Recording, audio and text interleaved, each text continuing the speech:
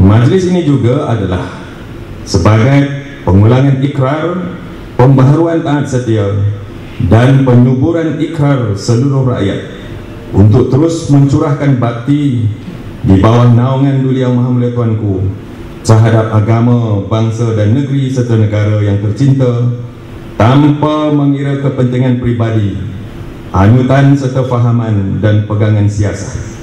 Seharusnya tempoh keemasan ini dimanfaatkan sebaik mungkin bagi membentuk penyatuan bangsa demi menyegerakan proses kemajuan negara tanpa banyak kekangan dan sekatan. Kebetulan pula sambutan kita pada tahun ini seiring dengan sambutan Maulidi Rasul sebagai memperingati junjungan besar kita Nabi Muhammad SAW.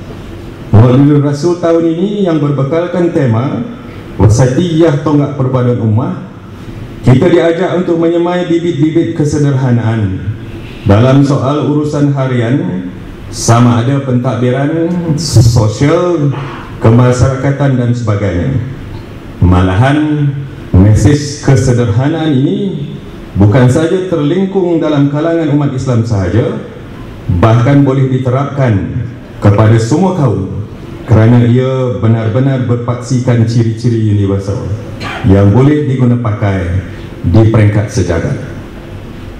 Dalam konteks ini, sebaik mungkin yang kita hendak mestilah menghindarikan diri dari sebarang perilaku yang tidak dan tindak tanduk yang keterlaluan sehingga boleh menjejaskan hubungan kaum dan agama.